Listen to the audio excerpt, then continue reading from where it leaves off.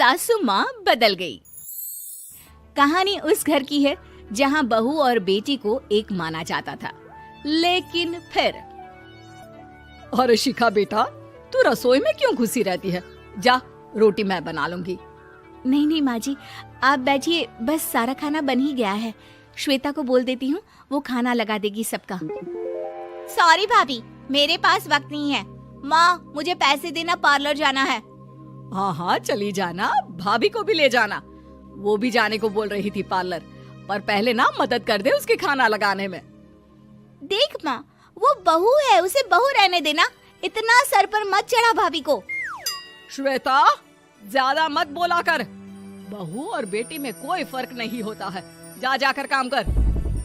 ननद को माँ का भाभी से इस तरह प्यार करना बिल्कुल अच्छा नहीं लगता। वो बार बार किसी न किसी तरह माँ को भाभी के खिलाफ भड़काती रहती, लेकिन कोई फायदा ना होता।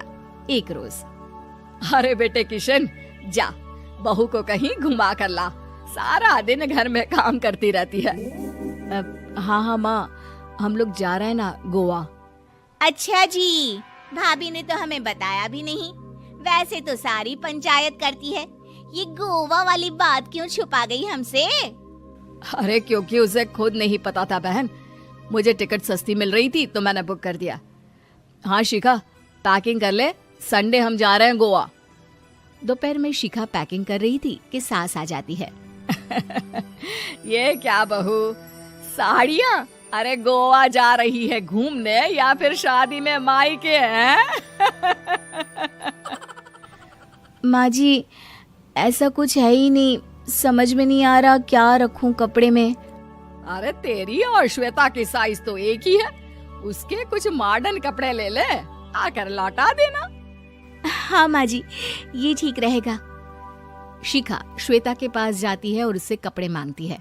ना जी ना, मैं अपने कपड़े ना दूं, वैसे भी फैल जाएंगे मेरे कपड़े, बहुत महंगे वाले हैं। शिखा मुंह लटकाकर कमरे में आ जाती है तो सास कहती है, चल तैयार हो जा, तुझे मैं शॉपिंग करा कर लाती हूँ गोवा की।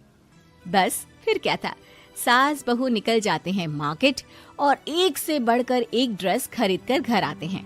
पहले बता देती कि नए कपड़े दिलाने वाली है भाभी को, तो मैं अपने ही दे देती ना भाभी को, मुझे दिला देती नए कपड़े। देख श्वेता, परिवार का मतलब सबके साथ रहना होता है, ना कि सिर्फ अपना सोचना। वैसे भी तुझे अच्छे संस्कार सीखने चाहिए। और रही बात कपड़ों की, तो शिखा, आज से घर पर भी तू मॉडर्न कपड़े ही पहनेगी। कोई जरूरत नहीं है ये साड़ी वाड़ी लपेटने की। अब क्या था, घर पर श्वेता और शिखा एक जैसे रहते। एक बार पड़ोसन आती है। अरे बेटा, अपनी माँ को तो बुलाना जरा, बात करनी है। शिखा सास को बताती है और रसोई में चली जाती है। ये आपकी बेटी बहुत बड़ी हो गई है, इसके लिए एक रिश्ता है, कहो तो बता दूं। ये बेटी नहीं बहू है, घर में सब एक जैसा ही रहता है। वैसे मेरी बेटी भी बड़ी हो गई है, कोई रिश्ता हो तो जरूर बताना। पड़ोसन रिश्ता लेकर उन लोगों के घर आती है। तब श्वेता की होने वाली सास कहती है, तो ये घर है, कितने मंजिल का है? और ये बहू ने आपकी क्या पहन रखा है, जीन्स टॉप? अरे भाई, साड़ी वाड़ी नहीं है क्या इसके पास? देखिए, सर्दी है तो साड़ी में बहू कैसे मैनेज करती, वैसे पहनती है साड़ी भी। देखिए, हम लोग ठहरे पैसे वाले लोग, कोई कमी नहीं है हम लोगों के पास पैसों की, बहुत पैसे हैं, जमीन, नौकर चाकर, कार, सब कुछ है, लेकिन घर में संस्कारी बहू चाहिए। समझ रही हैं ना आप? सास कुछ कहती कि श्वेता बोल पड़ती है, हाय रे, नौकर चाकर से लेकर जमीन, कार, पैसा, हाँ हाँ मुझे रिश्ता मंजूर है, मंजूर है मुझे। अरे रुक जा श्वेता, मैं बात कर रही हूँ ना। देखिए, हम लोगों के घर इतनी आजादी नहीं मिलेगी। अरे हाँ कर देना माँ, हाँ कर दे जल्दी से। सास क्या करती, बेटी की शादी ऐसे घर में कर देती है जहाँ ना उनके विचार मिलते हैं और ना ही आचार। शादी के बाद एक रोज फोन पर, श्वेता बेटा, एक बार घर आ जा, बहुत दिल करता है तुझे देखने का। माँ, वो घर पर बहुत काम होता है, कैसे आऊँ? बड़ा घर है, लेकिन आने जाने वालों की लाइन ही लगी रहती है। बेटा मैं तो जानती थी उस घर का हाल, लेकिन तू ही नहीं मान रही थी। माँ देख, हर घर का यही हाल है। तेरी बेटी को यहाँ घूंघट हटाने की परमिशन नहीं है और एक तरफ भाभी स्कर्ट पहनकर घूम रही है।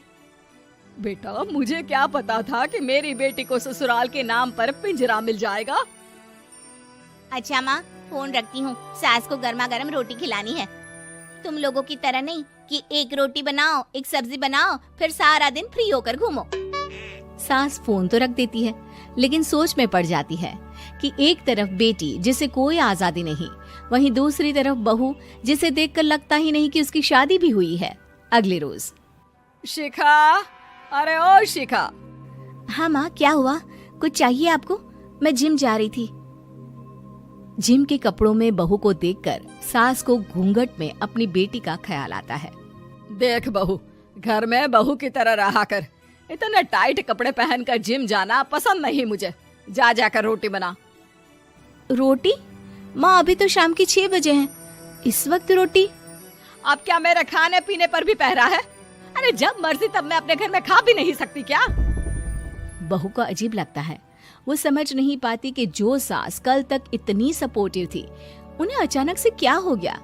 वो किचन में जाती है, गरम रोटी के साथ 2 तरह की सब्जी, रायता, सलाद सब लेकर सास के पास आती है। माँ जी, खाना। इतना सारा खाना? राक्षस समझा है क्या मुझे? रोटी मांगी थी मैंने गर्मा गर्म बस। पर माँ जी, रोटी खाती किससे आप? सब्जी तो बनानी थी ना।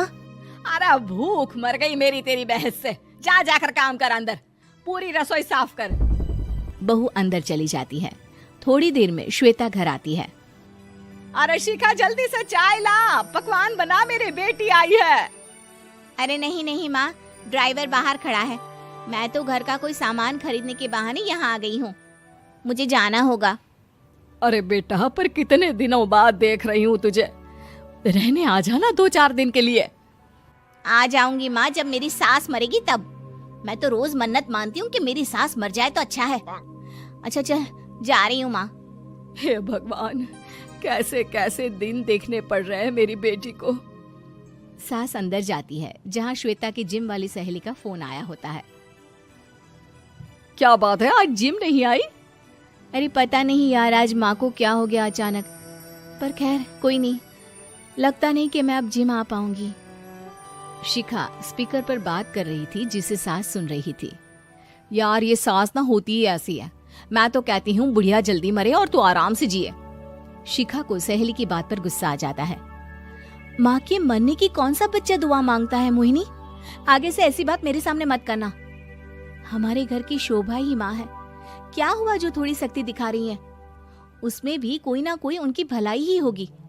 मैं तो कहती हूँ भगवान मेरे जैसी सास सबको दे, जो सिर्फ माँ की तरह है। सास वाली तो कोई बात ही नहीं है उनमें। सास ये बात सुन रही थी। उनकी आंख में आंसू आ जाते हैं कि क्यों वो बेटे की किस्मत में बहू को भी भागीदार बना रही थी। शिखा, अरे ओ शिखा, क्या हो गया? जिम नहीं जाना क्या?